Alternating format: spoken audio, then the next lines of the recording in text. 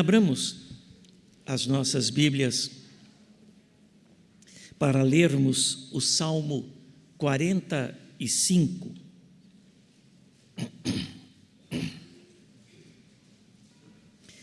Salmo 45, um salmo dos filhos de Corá, um salmo didático, uma profecia que diz assim: de boas palavras transborda o meu coração, ao rei consagro o que compus, a minha língua é como a pena de habilidoso escritor. Tu és o mais formoso dos filhos dos homens, nos teus lábios se extravasou a graça, por isso Deus te abençoou para sempre. Cinge a espada no teu flanco, o herói, cinge a tua glória e a tua majestade. E nessa majestade cavalga prosperamente, pela causa da verdade e da justiça, e a tua destra te ensinará proezas. As tuas setas são agudas, penetram o coração dos inimigos do rei. Os povos caem submissos a ti. O teu trono, ó Deus, é para todo o sempre. Cetro de equidade é o cetro do teu reino. Amas a justiça e odeias a iniquidade. Por isso, Deus, o teu Deus te ungiu com óleo de alegria, como a nenhum dos teus companheiros. Todas as tuas vestes recendem a mirra, aloés e cássia. De palácios de marfim ressoam instrumentos de corda que te alegram. Filhas de reis se encontram entre as tuas damas de honra. À tua direita está a rainha, adornada de ouro finíssimo de Ofir. Ouve, filha, vê, dá atenção, esquece o teu povo e a casa de teu pai. Então, o rei cobiçará a tua formosura, pois ele é o teu Senhor. Inclina-te para ele. A ti virá a filha de Tiro, trazendo donativos. Os mais ricos do povo te pedirão favores. Toda formosa é a filha do rei, no interior do palácio. A sua vestidura é recamada de ouro. Em roupagens bordadas conduzem-na perante o rei. As virgens, as suas companheiras que a seguem, são trazidas à tua presença. Serão dirigidas com alegria e regozijo, entrarão no palácio do rei. Em vez de teus pais, serão teus filhos, os quais farás príncipes por toda a terra. O teu nome eu o farei celebrado de geração a geração, e assim os povos te louvarão para todo o sempre. Este salmo é uma profecia. O Senhor, por meio do Espírito Santo, inspirou os filhos de Corá a comporem este salmo, profetizando acerca do Messias, o príncipe, o noivo, o rei, que desposa a sua noiva, a igreja, que a toma para si, para casar-se com ela, e que, como rei, governa na igreja e por meio da igreja. É também um cântico de amor, o amor que existe entre Cristo, o Messias, o noivo, e a igreja, a noiva. É um cântico,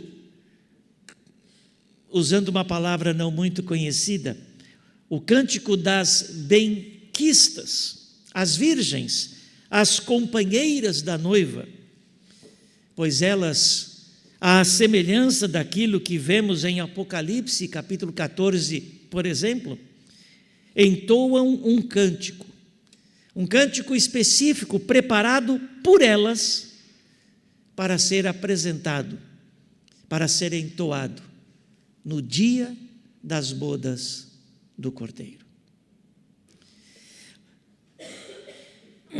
Nós tivemos a oportunidade de meditar acerca dos primeiros 5 versículos. O primeiro, que é uma introdução, que nos fala da preciosidade do tema que será tratado, da sua relevância e da destreza com que os filhos de Corá se dedicaram, o empenho que tiveram, o cuidado que exerceram para expressar como hábeis escritores essa declaração tão preciosa que encontramos aqui. Do versículo 2 ao versículo 5, nós encontramos a descrição da beleza de Cristo, o Messias. É uma descrição do noivo, da beleza do noivo,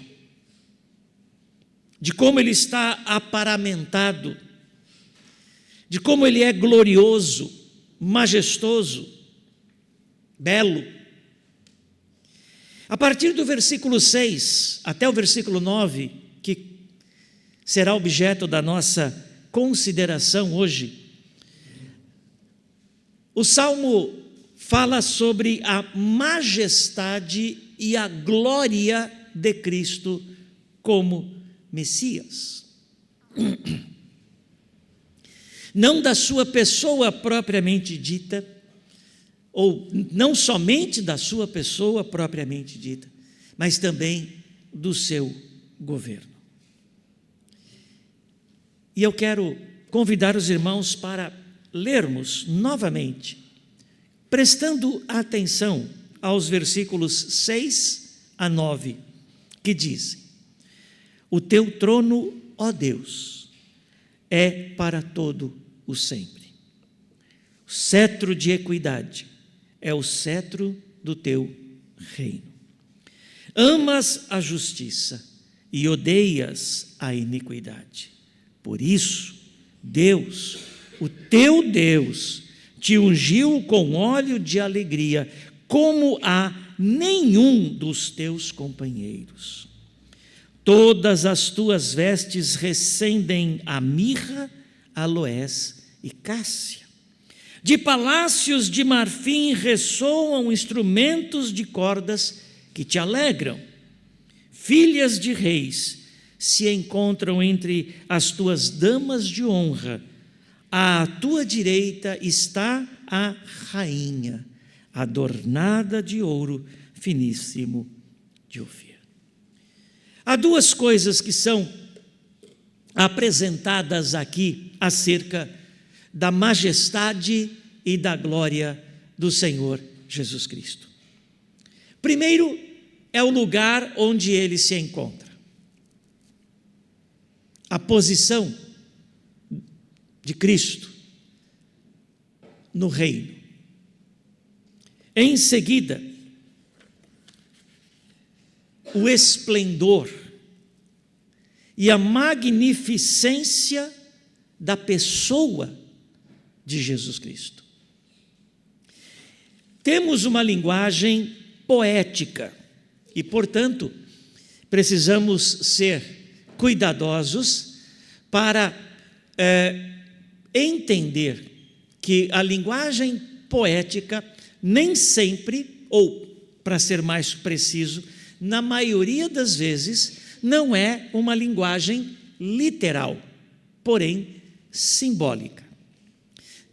Todavia, também precisamos estar atentos para não simbolizarmos tudo, para não expressarmos símbolos que não estão contidos nas figuras usadas. Então, se de um lado precisamos olhar para o sentido figurado dessas palavras. Por outro, precisamos ser cuidadosos para não irmos além daquilo que as figuras em si colocam diante de nós. Tendo isto em mente, observem como a majestade e a glória de Cristo são apresentadas nessa profecia. Os versículos 6 e 7 falam de Cristo, o Messias, ocupando o trono, o seu trono no seu reino. Ele não é um usurpador. Ele está no seu trono, no seu reino. E não é um trono qualquer. Há virtudes, há qualidades. Mas antes de nos atermos às palavras que são ditas, nós precisamos identificar que estas palavras ditas aqui nos versículos 6 e 7 são palavras proferidas pelo Deus Pai em relação ao Deus Filho. É Deus, o Pai, quem está dizendo por intermédio dos salmistas: o teu reino, ó Deus, é para todo o sempre. E por que dizemos isto? Porque quando lemos Hebreus, no seu primeiro capítulo, quando a Escritura fala da superioridade de Cristo em relação aos anjos, esse texto é citado como prova de que Jesus é superior aos anjos, de que Jesus é rei e que possui um nome mais excelente que os nomes dos anjos. Mas há uma segunda razão para atentarmos a isso. O testemunho dado pelo Pai acerca do Filho. A posição em que o Deus Pai coloca o Deus Filho. A autoridade que o Deus Pai concede ao Deus Filho. Aquilo que acabamos de ler no Salmo 110 é outra expressão daquilo que é dito aqui. E o que nós encontramos o Senhor Deus, o Deus Pai, dizendo acerca do Rei, o Deus Filho? Primeiro, o seu reino e o seu trono. E o testemunho é que esse reino e esse trono são eternos. O teu trono, ó Deus, é para todo o sempre. Cristo, o Messias, é rei. De eternidade a eternidade. As Escrituras testificam disto em vários lugares. Por exemplo, livro do profeta Daniel, no capítulo 7, no versículo 14, é dito: foi-lhe dado domínio e glória e o reino para que os povos, nações e homens de todas as línguas os servissem. O seu domínio é domínio eterno, que não passará, e o seu reino jamais será destruído. Esta porção faz parte de uma profecia, dada a partir de um sonho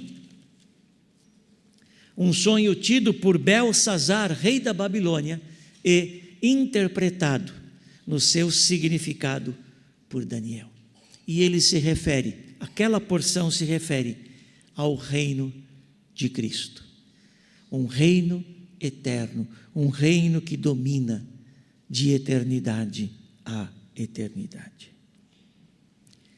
E isto nos leva a considerar que, apesar de toda a oposição enfrentada por Cristo, toda a oposição do inferno, toda a oposição da humanidade, toda a oposição do pecado, apesar de tudo isso, Jesus continua assentado no seu trono e governa a partir dali todas as coisas. O valor desta verdade expressa pelo Deus Pai acerca de Jesus Cristo, o valor desta verdade para nós encontra-se no fato de que, por vezes, diante daquilo que vemos acontecer na sociedade em que vivemos, ao vermos a maldade se multiplicando, ao vermos a iniquidade humana se manifestando de formas cada vez mais grosseiras, sem freios, chegando cada vez mais perto de nós, colocando não apenas a nós, mas aos nossos filhos, aos nossos netos em perigo, como temos acompanhado nos últimos tempos. Estas coisas podem levar-nos a pensar que o mundo está fora de controle.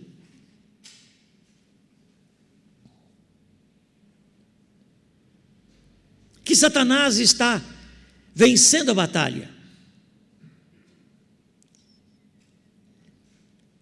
E esta declaração nos faz voltar à serenidade e à certeza de que há um rei e ele está sentado no seu trono e ele governa.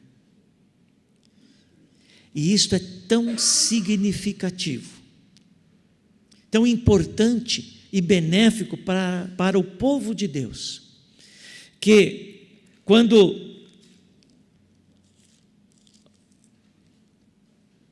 a Escritura fala sobre a ressurreição de Cristo e a importância dessa ressurreição, lá na primeira carta aos Coríntios, no capítulo 15, esta verdade é trazida de volta para consolo, para ânimo, para estímulo do povo de Deus. Primeira carta aos Coríntios, capítulo 15,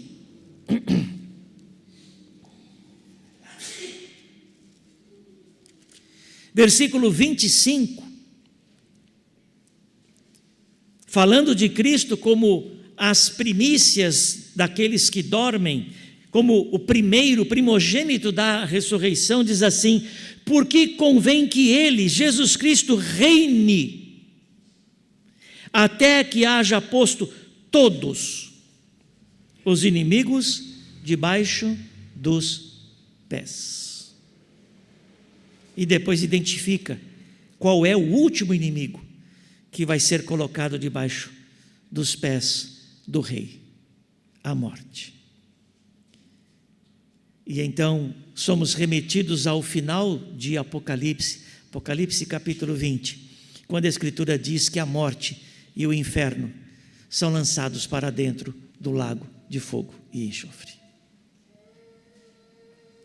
Mas observem, convém que ele reine, ou seja, Cristo está reinando no presente, não é? Ele reinará. Ele está reinando e continuará a reinar até a destruição final, definitiva, do último inimigo. Assim, será até aquele dia, quando o último inimigo for definitivamente destruído. Cristo reinará. E naquele dia, quando o último inimigo for destruído, então ele entregará o reino ao Deus Pai. Volte ao texto da primeira carta aos Coríntios, e eu vou ler a partir do versículo 24 até o versículo 28. E então virá o fim, quando ele, Jesus, entregar o reino ao Deus e Pai, quando houver destruído todo o principado, bem como toda a potestade e poder, porque convém que ele reine, até que haja posto todos os inimigos debaixo dos pés. O último inimigo a ser destruído é a morte, porque todas as coisas sujeitou debaixo dos pés. E, quando diz que todas as coisas lhe estão sujeitas, certamente exclui aquele que tudo lhe subordinou. Ou seja, o Deus Pai coloca o Deus Filho no trono, sujeita todas as coisas debaixo dos pés do Deus Filho, e só há um item que não está debaixo dos pés, ou não está sujeito ao Deus Filho, que é o Deus Pai. Quando, porém, todas as coisas lhe estiverem sujeitas, então o próprio Filho também se sujeitará àquele que todas as coisas lhe sujeitou, para que Deus seja tudo em todos.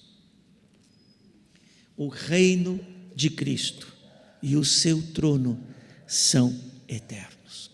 O Deus Pai é quem faz essa declaração. Mas vai além da qualificação do reino e do trono como eternos. A segunda parte do versículo 6 fala da qualidade do reino, do governo exercido pelo Senhor Jesus Cristo. E diz: o cetro de equidade, o cetro de justiça é o cetro do seu reino. Ou seja, a maneira como Jesus administra, governa o seu reino é justo. Jesus exerce o seu governo com justiça, de acordo com o conselho e vontade do Deus Pai. O Senhor Jesus não é um rei despótico, tirânico, no sentido negativo do termo. Não é um rei injusto, ímpio, perverso. Ele é um Deus justo, um rei justo, que governa com justiça. Lá em Jeremias, no capítulo 23, a Escritura se refere a isso, capítulo 23, versículo 5 de Jeremias, dizendo: eis que vem dias, diz o Senhor, em que levantarei a Davi um renovo justo, e rei que é, reinará, e agirá sabiamente, e executará o juízo e a justiça na terra.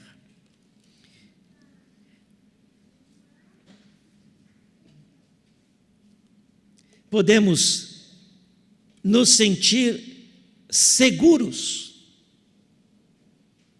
podemos viver com tranquilidade debaixo do governo do Senhor Jesus Cristo, pois Ele é um rei justo, que governa com justiça,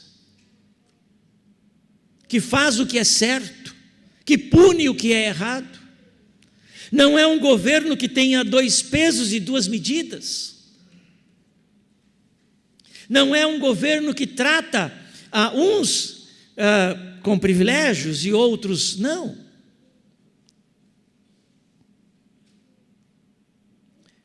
E observem o que é dito no versículo 7, porque aí nós temos o Deus Pai testificando acerca da pessoa do Deus Filho. Ama a justiça e odeia a iniquidade. A justiça em Cristo não é apenas uma qualidade exercida, é uma qualidade amada. É algo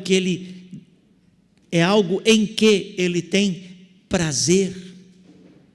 É algo que ele faz com naturalidade, porque ele é justo em seu caráter, em sua essência, mas é algo que ele ama fazer, porque ele é agradável, porque agrada ao Deus Pai. Mas da mesma maneira que ele ama a justiça, ele odeia a iniquidade. De fato, podemos dizer que é uma incoerência amar a justiça e não odiar a iniquidade. Se assim fosse, haveria uma incoerência em Jesus, porque são coisas excludentes. Quem ama a justiça odeia a injustiça. Quem ama a injustiça odeia a justiça. Essas duas coisas não caminham juntas, são opostas. Uma exclui a outra. Então Jesus ama aqueles que praticam a justiça, como ele ama a justiça, e Jesus odeia aqueles que praticam a iniquidade, como ele odeia a iniquidade.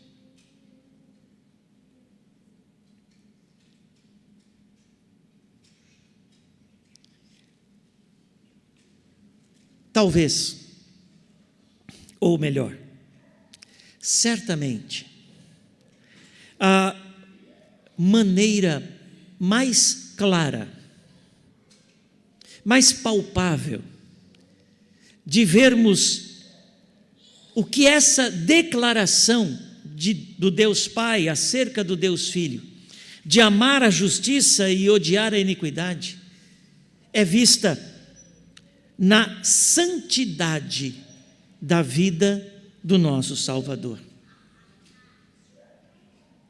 nos méritos obtidos mediante a sua morte e no propósito, no grande propósito do Evangelho.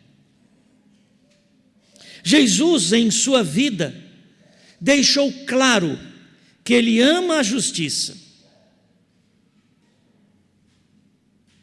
Vemos isso mediante a sua vida, o seu tempo de vida na terra entre os homens, o seu empenho em obedecer a toda a lei de Deus, nos seus mínimos detalhes, o seu cuidado, o seu amor para com as prescrições de Deus,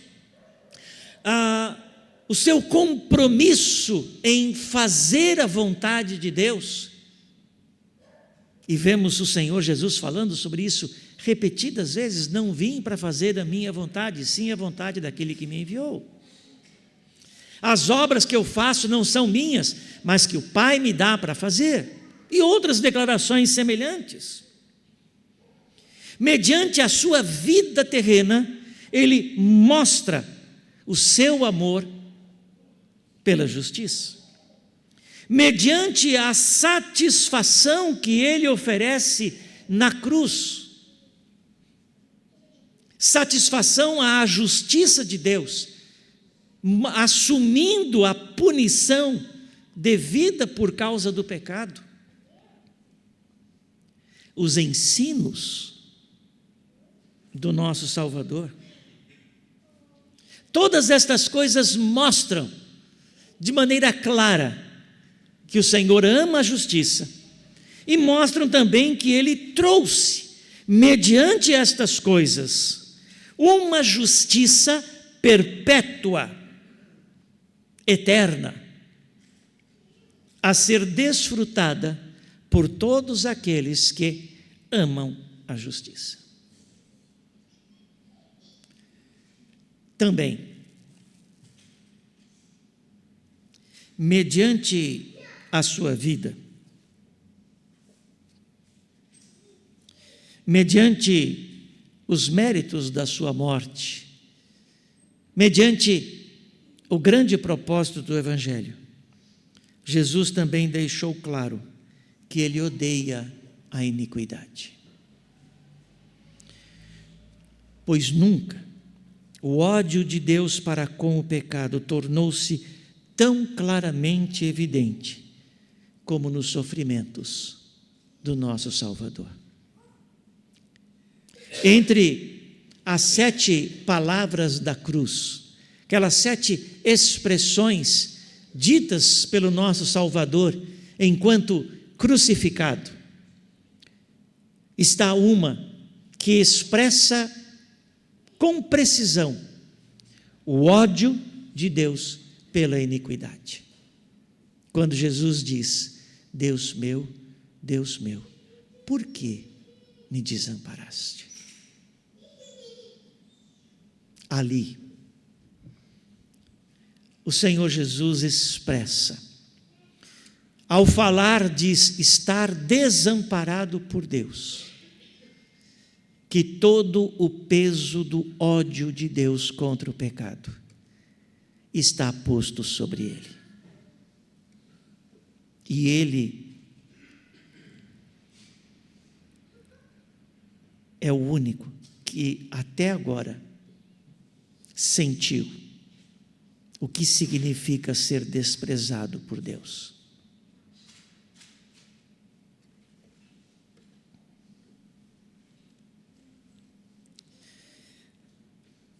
O reino e o trono são eternos. A sua administração, o seu governo, a maneira como ele exerce a sua autoridade é justa, é injustiça, e isso traz recompensa. Na segunda parte do versículo 7, a Escritura diz: por isso, porque o seu reino é eterno, porque o seu cetro é um cetro de justiça, porque Ele ama a justiça e odeia a iniquidade, há uma recompensa dada ao Senhor Jesus Cristo. O Deus Pai o ungiu com o óleo de alegria, como nenhuma outra pessoa foi ungida. Como recompensa por amar a justiça e odiar a iniquidade, Jesus foi ungido com o Espírito Santo. E esta unção, da qual todos os cristãos também participam, porque todos os cristãos também são ungidos com o Espírito Santo, mas nenhum dos companheiros do Senhor Jesus Cristo possui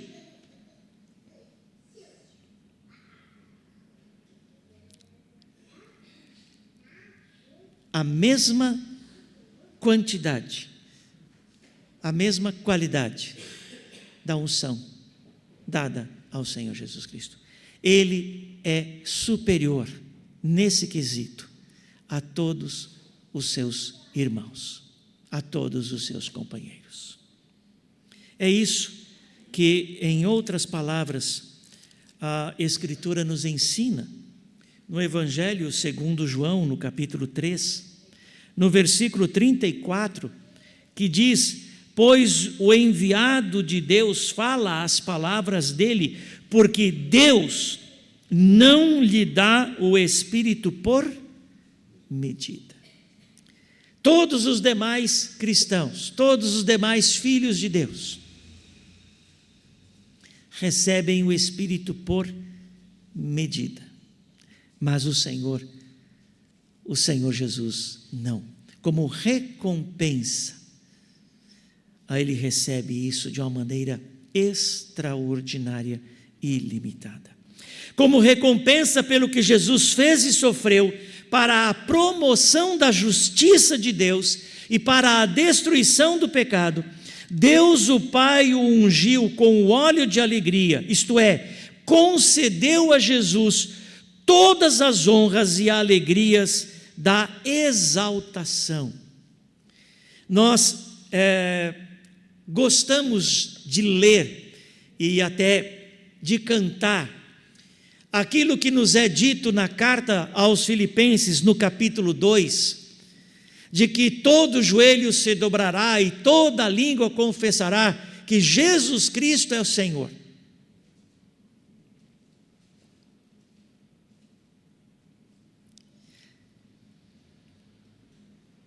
Entretanto, por vezes,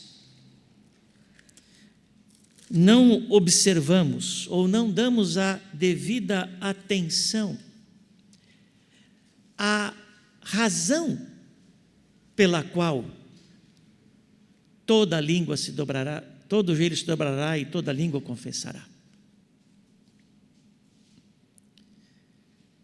No capítulo 2 de Filipenses, o versículo 9 diz assim: pelo que Deus o exaltou sobremaneira. Apenas para lembrar, os versículos anteriores falam do estado de humilhação do Senhor Jesus.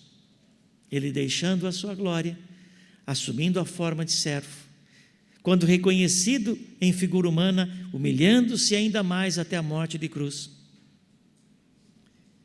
Mas a partir do versículo 9, a descrição é do estado de exaltação, a recompensa concedida pelo Deus Pai ao Deus Filho, pelo que também Deus o Pai o exaltou sobremaneira e lhe deu o nome que está acima de todo nome. E faz isso com um propósito, para que ao nome de Jesus todo joelho nos céus e na terra se dobre, e toda língua nos céus e na terra confesse, querendo ou não, voluntária ou involuntariamente, confesse quem é o Rei, quem é o Senhor. Jesus Cristo é o Senhor, e isto glorificará ao Deus Pai. A salvação de um pecador, conforme registra Lucas capítulo 15, versículo 10, produz júbilo nos céus diante dos anjos de Deus.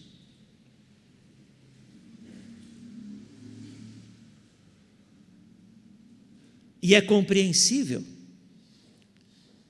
esse júbilo, porque Jesus vê o fruto da sua obra redentora e fica satisfeito. Aquilo que foi profetizado por intermédio de Isaías, ele verá o fruto do penoso trabalho de sua alma e ficará satisfeito.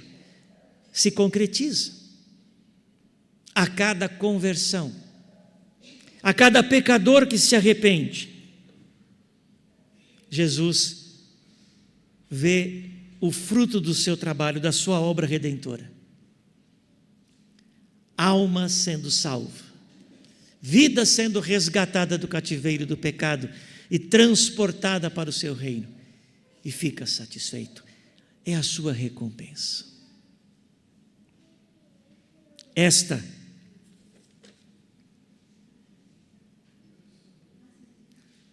é a maneira como o salmista expressa, em primeiro lugar, a majestade e a glória de Cristo Jesus. O Senhor, o Rei, no seu reino e no seu trono.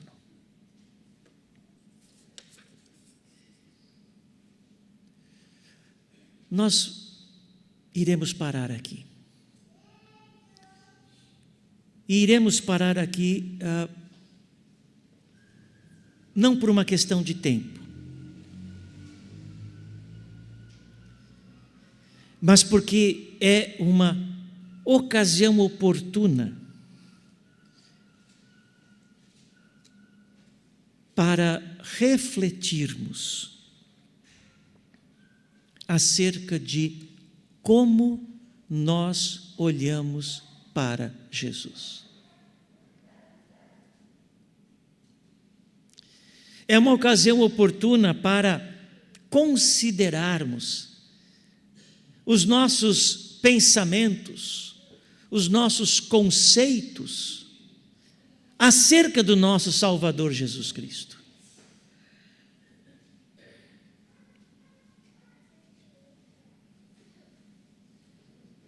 Há entre o povo de Deus, infelizmente, o conceito de que Jesus se assemelha a um pedinte,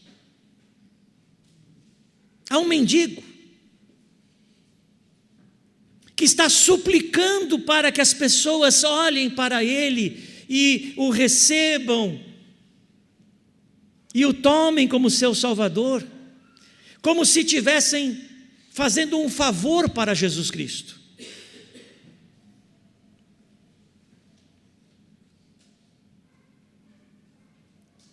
Nesta profecia, os filhos de Corá nos fazem olhar para Jesus de maneira diferente.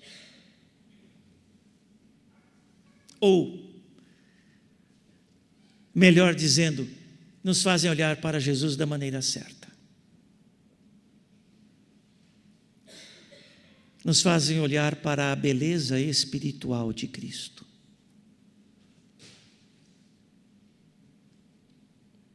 Nos fazem olhar para a sua majestade.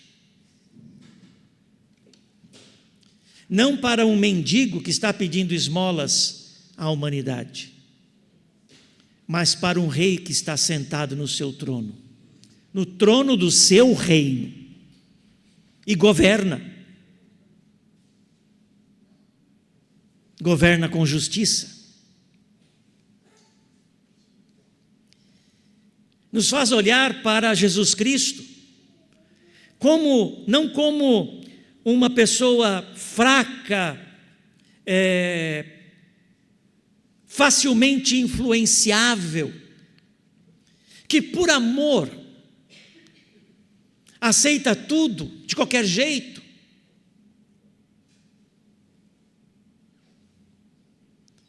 Mas nos faz olhar para Jesus como aquele que ama a justiça e que odeia a iniquidade.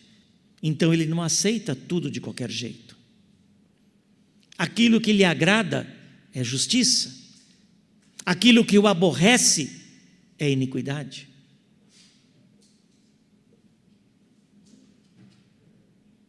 Apenas para exemplificar isso, no texto de Mateus que foi lido,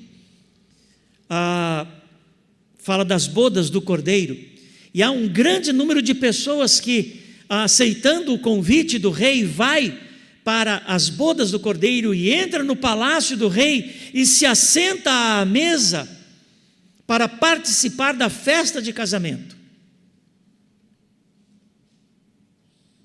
Mas os irmãos devem ter observado que ali naquele grupo de pessoas há um que não está devidamente trajado. Alguém que foi para uma festa de casamento, mas não foi vestido para um casamento. Não está com vestes nupciais.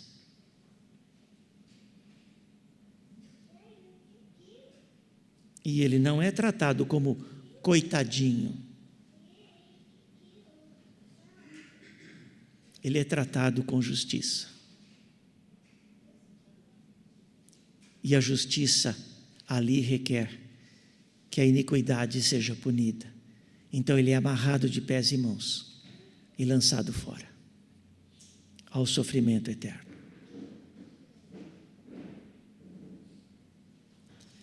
Essa profecia nos faz olhar para Jesus como Ele é, e não como Ele é pintado, às vezes.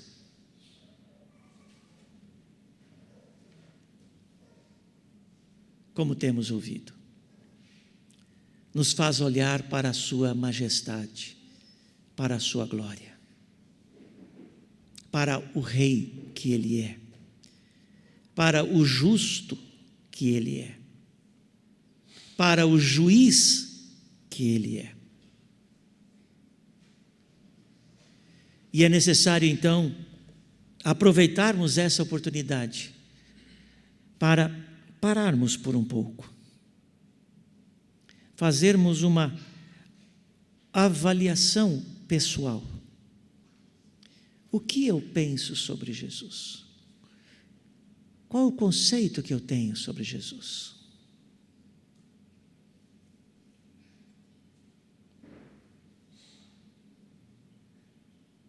Ele é o rei? Ou ele é o mendigo? Ele é aquele que manda, que governa? Ou é aquele que é governado, mandado? Ele é aquele que é justo e ama a justiça e odeia o pecado, a iniquidade? Ou ele é alguém que eu posso manipular ao meu bel prazer, que aceita tudo de qualquer maneira?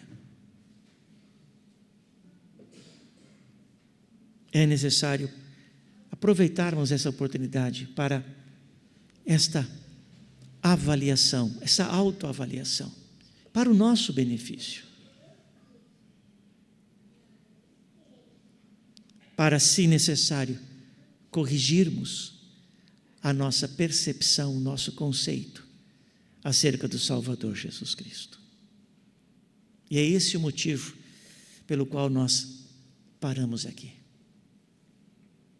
E eu convido os irmãos a, antes de nós prosseguirmos ao canto do próximo hino, que por 2 ou 3 minutos nós fiquemos em silêncio, fazendo esta autoanálise, perguntando a nós mesmos: o que eu penso sobre Jesus Cristo? E depois desse período de tempo, nós estaremos entoando um cântico. Ore silenciosamente.